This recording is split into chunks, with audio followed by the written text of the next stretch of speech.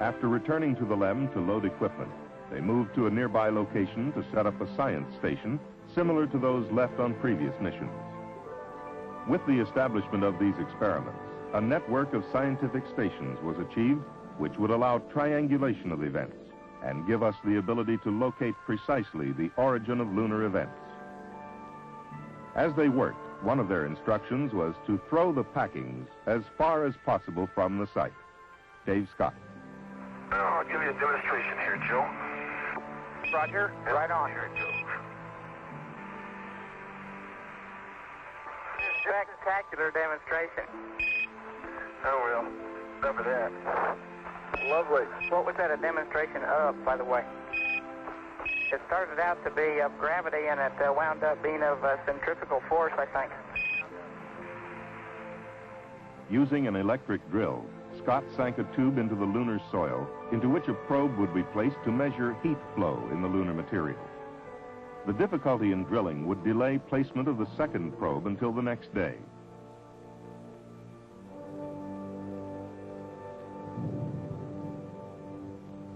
The science station was then activated, and Scott and Irwin closed Falcon's hatch on EVA number 1. And Tsiolkovsky is big enough so that you do get some, at least optical impressions of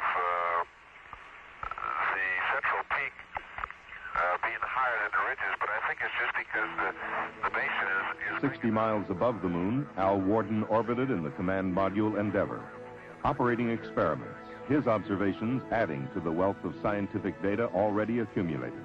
Okay, I'm looking right down on Littrow now, and a very interesting thing. It looks like a whole field of small cinder cones down here. The detection of cinder cones, clearly of volcanic origin, helped solve another element of the controversy about how much of the moon was formed by volcanoes and how much by meteoroid impact.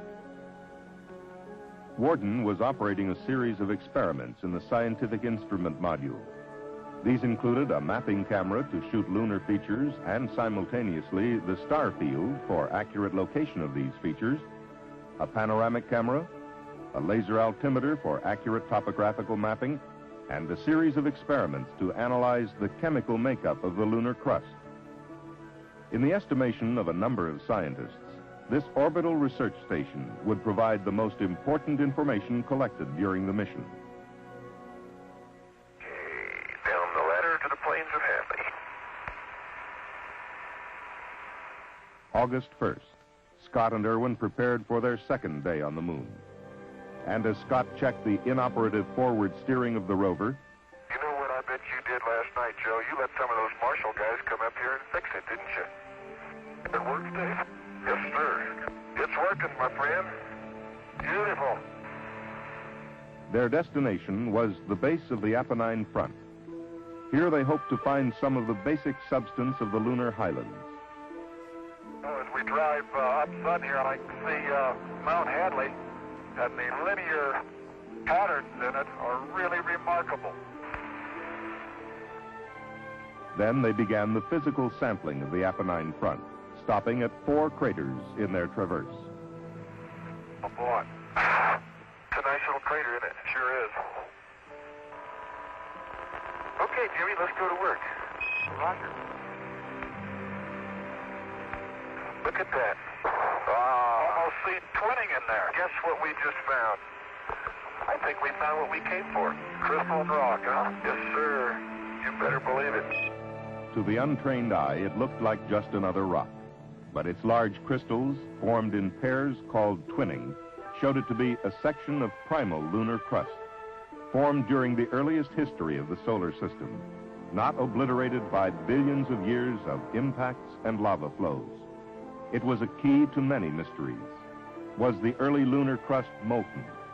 Why differences in color and density between the highlands and lowlands? Nicknamed the Genesis Rock, it stands as a major clue in unraveling the formative processes of the moon, the Earth, and the planets.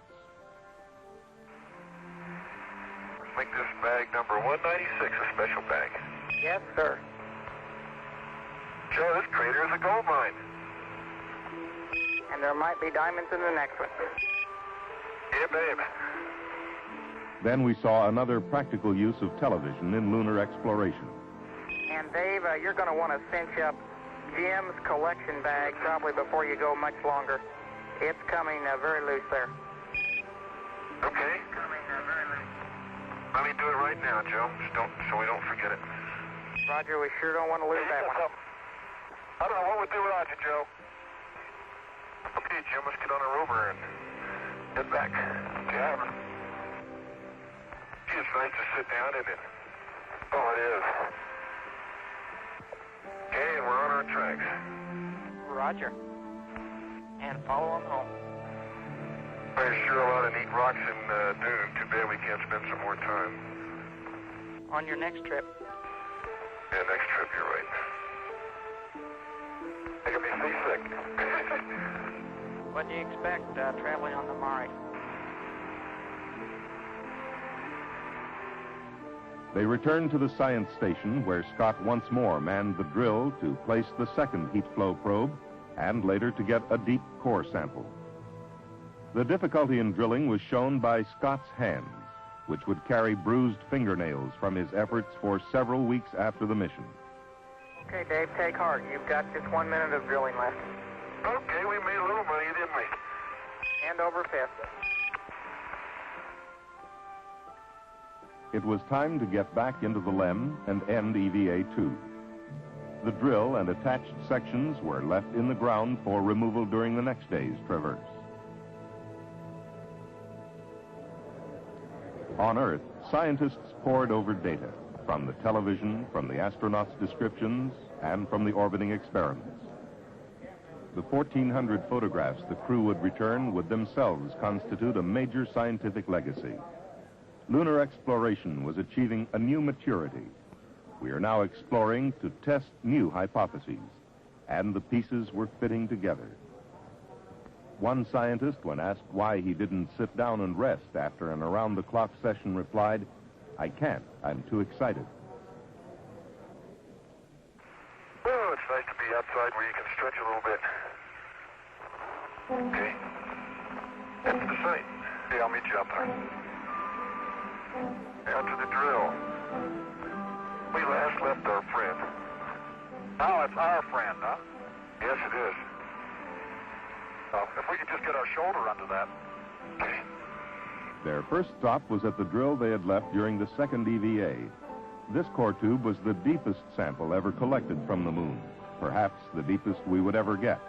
8.5 feet beneath the surface, cutting through 58 distinct layers. This would not only tell us more about the lunar structure, but contained in this soil were traces of particles emitted by the sun billions of years ago, which would give us a clue to the early years of the solar system.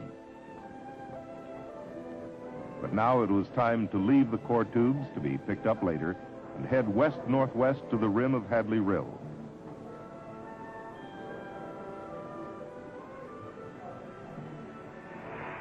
And look at that rill. How about that? I can see maybe 10 very well-defined layers within that unit.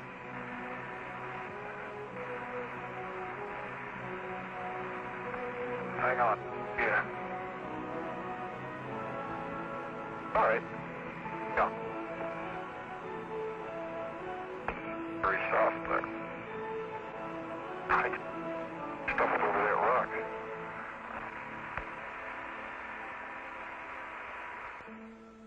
Then Scott and Irwin descended a short distance over the rim of Hadley Rill to get a piece of one of the large blocks thought to be lunar bedrock. A big rock there. Sure is. Let's go down and get a chunk of the bedrock here. Get a little closer so you get that big chip out of there. Boy, what a rock. Getting ready to move out, Dave? Yep. Yeah. Something here for the next guy.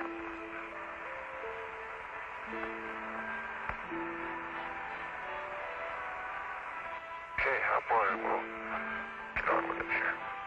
They buckled their seat belts for the ride.